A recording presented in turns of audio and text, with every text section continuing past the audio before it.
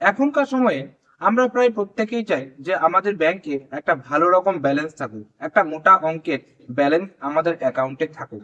কারণ এখন টাকার যে পরিমাণে দরকার, তাতে ব্যাংকে টাকা না থাকলে চলে না। কিন্তু আমরা প্রত্যেক মাসে এমন অনেক খরচা করে ফেলি, যে খরচাগুলো আমাদের না করলেও চলবে। সেই টাকাগুলো যদি আমরা বাঁচিয়ে রাখি, সেভিংস করি, তাহলে একটা সময় পরে একটা ভালো রকম টাকা, মোটা টাকা আমরা কিন্তু জমাতে পারি, বা মোটা টাকা আমরা কিন্তু করতে পারি। কিন্তু সেগুলো আমরা করতে পারি না, সেভিংস অ্যাকাউন্টে রাখতে পারি না। তাই আমাদের এমন কিছু স্কিম দরকার, যে স্কিমগুলোতে রাখলে মোটামুটি আমরা যখন তখন তুলে নিতে পারবো না, এবং একটা নির্দিষ্ট সময়ের পর ভালো সুদ সহ রিটার্ন পাবো। আজকে আমি আপনাদের আরডি বা রেকারিং ডিপোজিট স্কিম সম্পর্কে আলোচনা করব, যে স্কিমে আপনি মাসে 100 টাকা থেকে বিনিয়োগ করতে পারেন। এবং আজকে আমি পোস্ট অফিসের আরডি বা পোস্ট অফিসের রেকারিং ডিপোজিট স্কিম সম্পর্কে আলোচনা করছি, যেটা ভারত সরকারের গ্যারান্টি এবং 100% সেফ, এবং আপনার জমানো টাকা বা বিনিয়োগ করা টাকা 100% সুদ সহ রিটার্ন পাবেন। এই স্কিম, পোস্ট অফিসের যে আরডি স্কিম রয়েছে, এই স্কিমে বর্তমানে যে সুদটা দিচ্ছে আপনারা দেখতে পাচ্ছেন স্ক্রিনে সরাসরি, সেটা হচ্ছে 6.70%। এই সুদটা কিন্তু একটা ভালো রকম সুদ আপনাকে দিচ্ছে পার অ্যানাম, অর্থাৎ প্রত্যেক বছর 6.70% সুদ কিন্তু দিচ্ছে। এই পোস্ট অফিসে যদি আপনি আরডি করেন বা রেকারিং ডিপোজিট স্কিম করেন, ঠিক আছে, এই স্কিমটা আপনি চালু করেন, তাহলে সেক্ষেত্রে ম্যাক্সিমাম বা মিনিমাম 5 বছরের জন্য আপনি বিনিয়োগ করতে পারেন। ঠিক আছে, মানে মিনিমাম আপনাকে 5 বছরের জন্য বিনিয়োগ করতেই হবে। তারপরে চাইলে সেটা আপনি আরো 5 বছর বাড়িয়ে নিতে পারেন, কিন্তু 5 বছরের জন্য বিনিয়োগ করতেই পারেন। এবার এই আরডিতে আপনি অনেক ফেসিলিটি পাবেন। যেমন আরডি করতে করতে আপনি লোন ফেসিলিটি পাবেন, ঠিক আছে। তারপরে আপনি যখন আপনার 5 বছর কমপ্লিট হয়ে যাবে, তারপর আপনি আবার বাড়ানোর সুযোগ পাবেন। এবং সরকারের তরফ থেকে কি হচ্ছে, আপনি কিন্তু মানে পুরো একজন টাকা সেভ থাকবে সেটা গ্যারান্টি পাচ্ছেন, সাথে 100% রিটার্ন পাবেন সেটারও গ্যারান্টি আপনি কিন্তু পাচ্ছেন। এই হচ্ছে ব্যাপার। পোস্ট অফিসে যদি আরডি স্কিম করেন, তাহলে এই সুবিধাগুলো আপনি পাচ্ছেন। এবার আমি ধরে নিলাম, মানে আমি একটা উদাহরণের সাহায্যে আপনাকে দেখাচ্ছি, যে আপনি চাইলেই ওই বলে না, বুন্দি বুন্দি সে লাড্ডু পাততে হয়, তো সেরকম ব্যাপার। আপনি চাইলেই অল্প অল্প টাকা জমিয়ে একটা সময় পর ভালো রকম টাকার মালিক কিন্তু আপনি হতে পারেন। খুব বেশি না, আমি ধরে নিলাম আপনি মাসে 5,000 টাকা বিনিয়োগ করতে পারবেন। আপনার যেরকম ইনকাম করেন তার থেকে আপনি মাসে 5,000 টাকা ইজিলি ইনভেস্ট করতে পারবেন, সেটা আমি ধরে নিচ্ছি। তাহলে আপনি ম্যাক্সিমাম 5 বছরের জন্য করতে পারবেন। সেক্ষেত্রে আপনি টোটাল যে টাকাটা নিজে জমাচ্ছেন, সেই টাকাটা কত জানেন? 3 লক্ষ টাকা।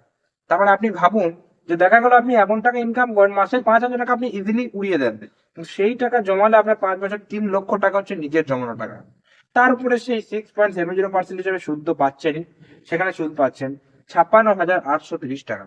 এগুলো হচ্ছে অ্যাপ্রক্সিমেট, হ্যাঁ, এস্টিমেটেড রেভিনিউ যেগুলো, এগুলো যখন আপনি টাকা পাবেন তখন একটু 19-20 হতে পারে। ঠিক আছে। এবং আপনারা কি করে বুঝবেন যে আমি ঠিক বলছি কিনা? এটা তো বুঝতে হবে।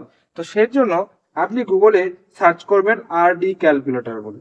আরডি ক্যালকুলেটর বলে সার্চ করবেন, সেখানে অ্যামাউন্ট দিয়ে দেবেন। অ্যামাউন্ট দেওয়ার পর আপনি রেট অফ ইন্টারেস্ট দিয়ে দেবেন। সেটা দেওয়ার পর আপনি হচ্ছে গিয়ে টাইম দিয়ে দেবেন 5 বছর। সবকিছু দেওয়ার পরে আপনার দেখিয়ে দেবে কত সুদ পাবে এবং সুদ সহ আপনি কত রিটার্ন পাবেন। তো দেখা গেল আবার 3 লক্ষ টাকা আপনি জমাচ্ছেন, এবং 56,830 টাকা আপনি সুদ পাচ্ছেন। সুদ সহ আপনি রিটার্ন পাচ্ছেন 3,56,830 টাকা। তার মানে ভাবুন, যে আমি তো 5,000 টাকা জাস্ট উদাহরণের জন্য বললাম। আপনি যদি মাসে 3,000 টাকাও ইজিলি জমাতে পারেন, 3,000 টাকাও জমাতে পারেন, তাহলে 3,000 টাকা আপনি 60 মাসে কত জমাচ্ছেন? আপনি একবার দেখুন, 318, 1,80,000 টাকা, যেটা কিন্তু কম অ্যামাউন্ট না। তার মানে কি, আপনি 3,000 টাকা মাসে খরচা করে উড়িয়ে দিতে পারছেন, কিন্তু সেই টাকা যদি জমান, তাহলে 5 বছর পরে আপনি 1,80,000 টাকা মালিক হয়ে যাবেন। বাস, মানে এটুকুই আর কি আপনাদেরকে বোঝানো, যে টাকা ফালতু অপচয় না করে যদি বিনিয়োগ করেন, সেটা কিন্তু এক সময় পর আপনারই কাজে লাগবে।